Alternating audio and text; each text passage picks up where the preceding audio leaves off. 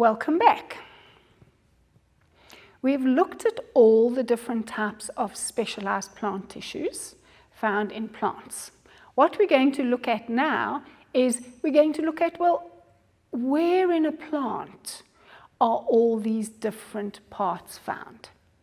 And that comes under the heading of the anatomy of a plant.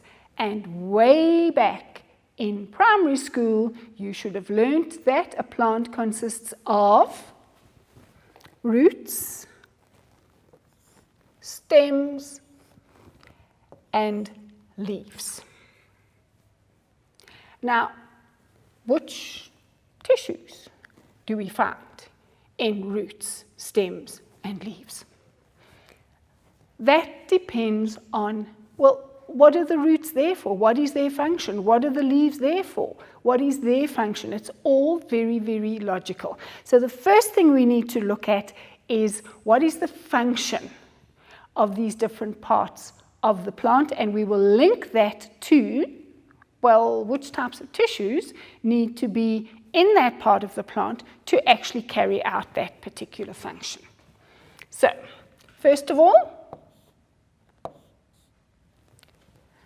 root. What does a root do?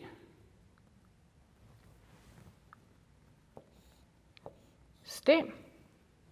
What does the stem do? Why do leaves exist? And lastly, what is a flower there for? So, let's have a look. Roots, and this should be from primary school. You should know that roots go into the ground for two reasons: anchorage and absorbing water. Stems are for supporting the plant, and they also need to make sure that the substances the leaves need actually get to the leaves. So, the roots are there for anchorage and water absorption. Oh, and food storage. Think of a carrot. It stores food. Stems are there for support to hold the plant up and transport water to the leaves and food down from the leaves. The leaf has got the most important function of photosynthesis because that is what gives us food. It also undergoes gaseous exchange, and plants lose water in something called transpiration. And the flower, which we're not looking at in this section, is there for reproduction.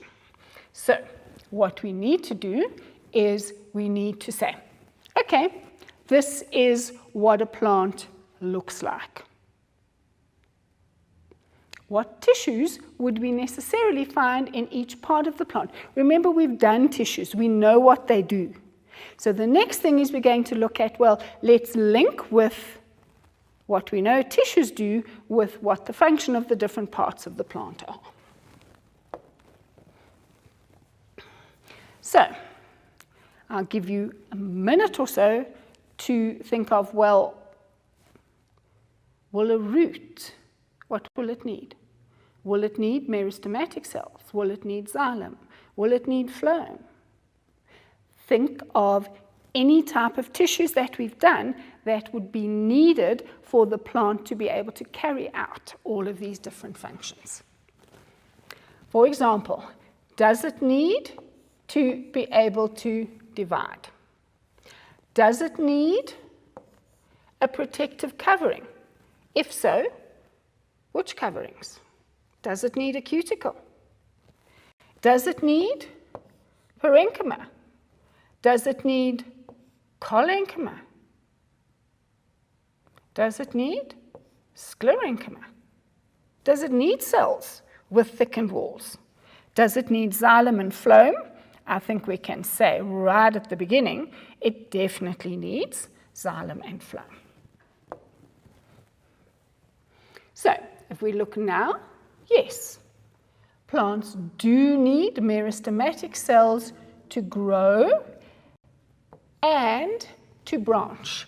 If we look at this, there are branch roots, and it's the branch roots which actually do the anchoring of the plant. And that's why it's difficult to pull out weeds, because they've got all these branches that anchor them in the soil. Next, does it need epidermal cells? Yes, it would, but does it need a cuticle? It's underground. A waxy cuticle prevents drying out. It's not going to dry out under the ground. But does it need root hairs? Oh yes, very definitely, right near the root tip to do the absorbing. Does it need parenchyma? Yes, because we have discussed that one of the functions of the roots is to store food, for example, a carrot. Then, do they need collenchyma and sclerenchyma? No, they're in the soil. They're supported by the soil. They're protected by the soil. So you won't find collenchyma or sclerenchyma in roots, but you will definitely find xylem and phloem, because those are integral to the functioning of the roots. So, let's have a look at this. This is a microscopic view of a root. I know it looks pretty confusing, but quite honestly, we will go bit by bit, and hopefully that will help you be able to work out what's going on. So, first of all, to get this picture, we have cut the root across. That is something called a cross section. And it's a bit like if you use carrots and you cut a carrot across. What you're seeing is something like a carrot cut across. If you think of a carrot, this central portion here, in a carrot, that would be in a slightly yellowish color. And all the cells inside it are much, much tougher. And that is where all the vascular tissue is found. Let's have a look and see what we can identify. First of all, these are easy to identify because those are root hairs. We've just done root hairs, so we know their main function is increase the surface area for absorption. Here, those cells would be what type of cells?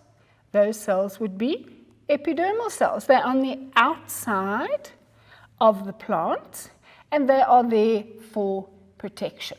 Then, these great big cells here, those are ordinary parenchyma cells, which is where the food is stored. And in the center, the star-like structure here, it's got great big cells in it. What do you think that is? That is the xylem. Now, where there's xylem, there's also got to be phloem. And that is where the phloem is found. So, even though we've never looked at the root before, just by thinking about where the different cells are and which particular type of cells need to be in the root, we can get a pretty good idea of what it looks like. So, if we have a look at this, this is a diagram of the cross-section of the stem showing the root hairs, showing the xylem and phloem in the center, showing the parenchyma, and then there are also two other layers which we haven't discussed before. Okay, and one of those is called the endodermis.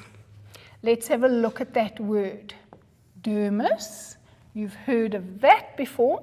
Dermis is the word for skin. Endo is the word for inside. So while the epidermis on the outside is the outer skin. The endodermis is what we call the inner skin.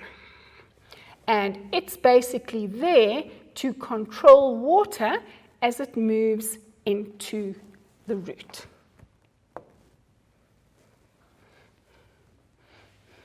Now, I'm sure looking at that, you're already feeling confused because there is a lot of detail.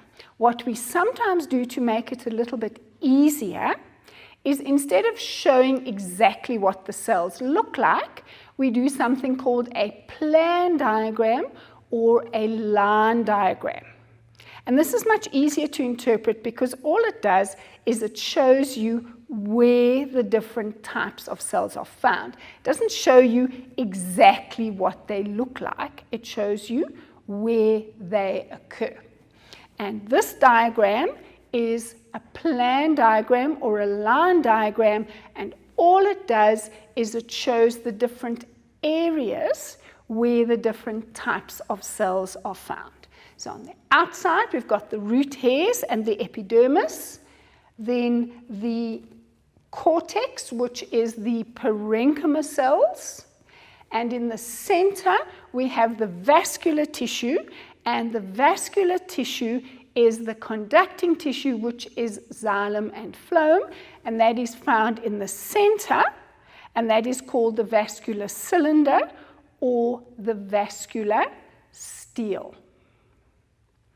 Now, once you've looked at the plan, it will be a little bit easier to actually have a look at the detailed diagram because you will be able to see where the different cells occur.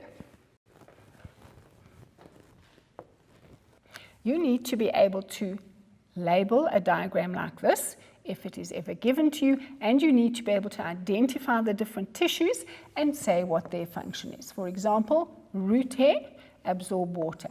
Epidermis, protection. Parenchyma cells, storage. Air spaces between them, substances inside them. In the center of the root, you have the vascular tissue with the xylem in the form of a star and the phloem in between the arms of the star. Remember, this is called the vascular cylinder or vascular stele. The only one which is going to be a bit tricky is this one here, which is the endodermis or inner skin, which controls the movement of water into or out of the central area of the vascular cylinder. I hope that what we have done has helped you in your understanding of the different types of plant tissues and where they are found in a plant, and more importantly, why they are found in the plant. See you next time.